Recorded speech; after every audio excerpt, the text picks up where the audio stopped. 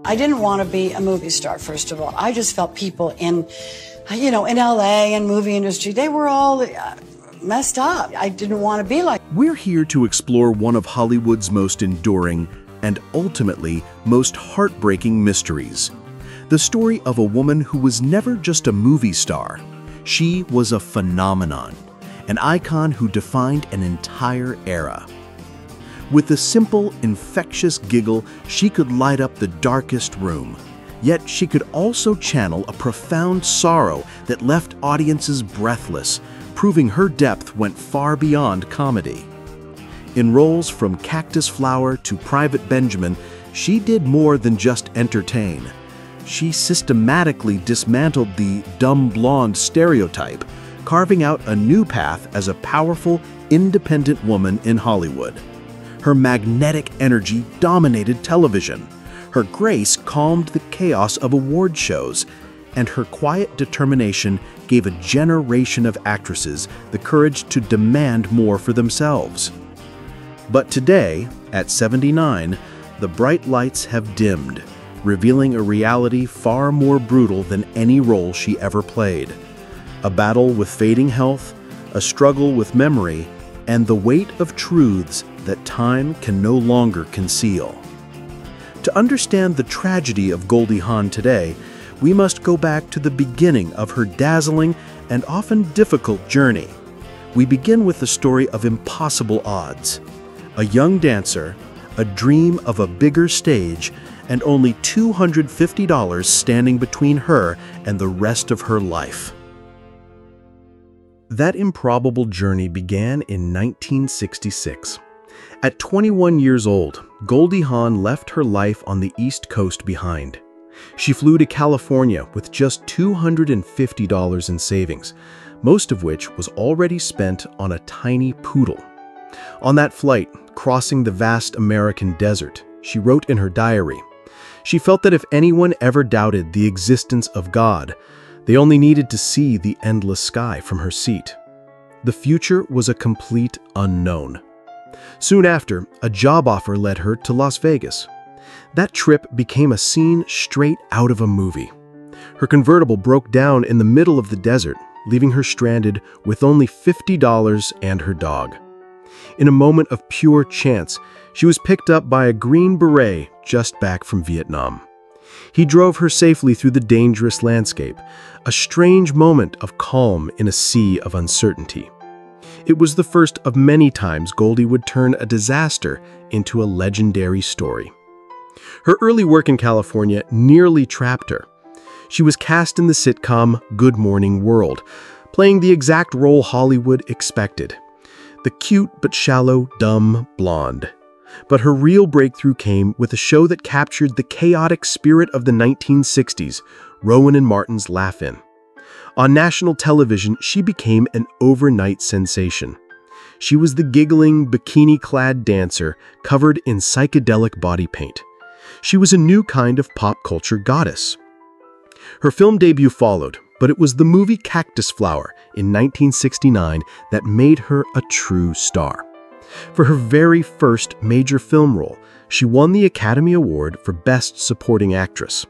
The moment was pure Goldie. She wasn't even at the ceremony. She was in London filming and had forgotten the Oscars were on. A phone call at 4 in the morning woke her up with the news. A dazzling, completely spontaneous arrival to the A-list. But Goldie was smarter than the characters she played. She knew the dumb blonde label was a cage. She began to carefully take control of her own destiny. With groundbreaking films like Steven Spielberg's The Sugarland Express and Warren Beatty's Shampoo, she proved her dramatic range. More importantly, she became one of the very few women in Hollywood to both produce and star in her own films. She stepped into arenas dominated by men, from the military and Private Benjamin to professional football in Wildcats. She was changing how audiences saw women on screen. From a nervous young dancer, Goldie Hawn had transformed herself into a symbol of Hollywood power and freedom. She was living proof of the words she would often repeat later in life. "Don't tell me I can't, just watch me." While Goldie Hawn conquered Hollywood, her private life was far from a fairy tale. The blinding lights of the stage cast long, dark shadows at home. Behind the dazzling fame and immense wealth, she faced personal choices and relationships that were both deeply romantic and intensely dramatic. Her first marriage was to the dancer Gus Triconis. They met in 1966, two artists drawn together by a shared love for music and a bohemian lifestyle. They married in 1969, the same year Cactus Flower launched Goldie into superstardom. But her spotlight that illuminated her career created a widening gap between them. Her schedule was relentless, her fame was exploding. His own career was struggling to find its footing. Goldie later said she felt exhausted, longing for an escape. They separated in 1973. Everything changed on a flight in 1975 when she met the musician Bill Hudson. The connection was instant and electric. Their romance moved at lightning speed. On New Year's Eve of that same year, in a single day, she both filed for divorce from Gus and became engaged to Bill. Her past and future collided.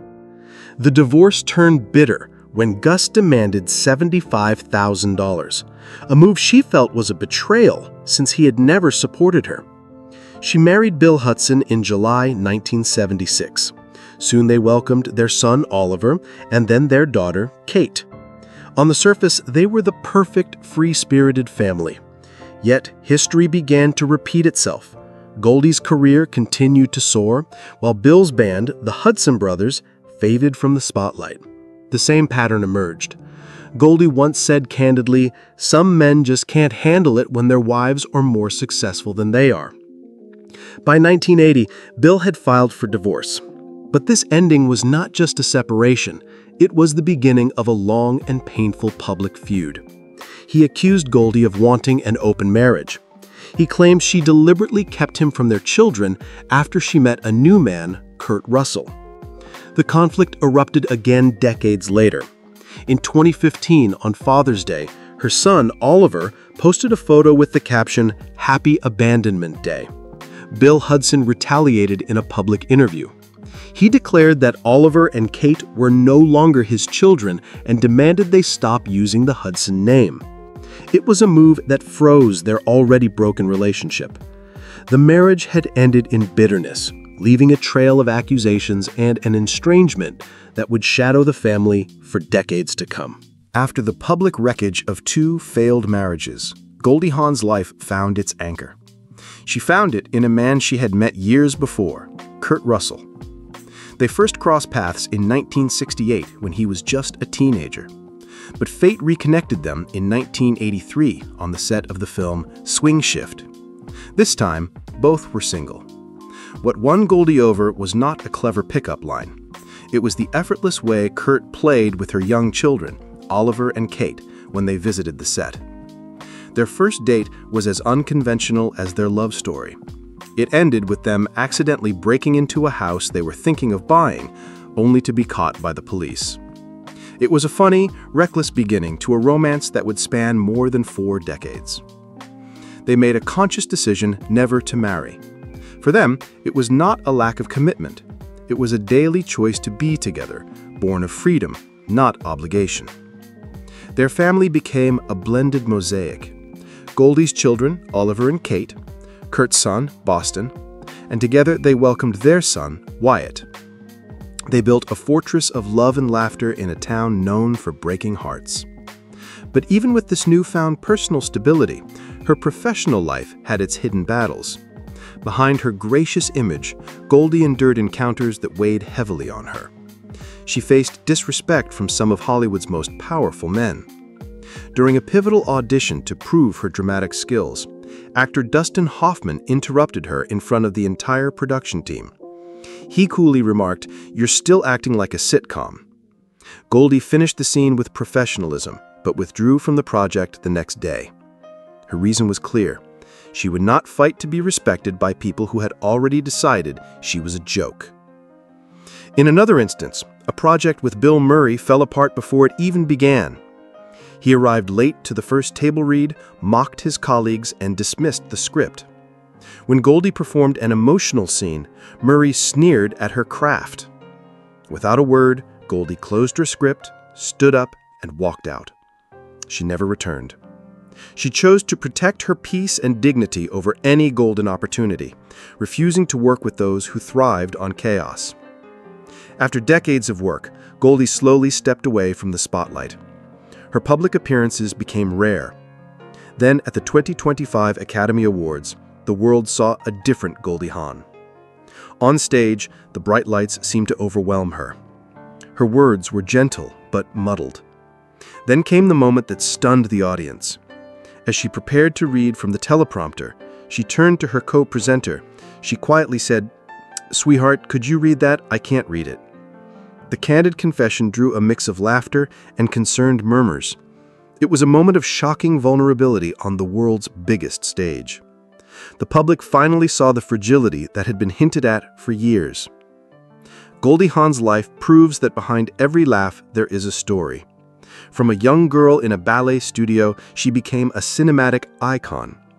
Her journey was filled with glory, but it was also marked by broken marriages, by belittlement in a prejudiced industry, and by the inevitable tests of time on her health and memory. At 79, Goldie may no longer grace the screen as often, but she remains a vivid symbol of freedom, wit, and endurance. Time may have left its mark on her eyes and her voice, but her spirit has never disappeared. Her story is a powerful reminder of the humanity of those who once seemed invincible under Hollywood's lights. And perhaps it is that very fragility that makes her more real and more cherished in all of our eyes.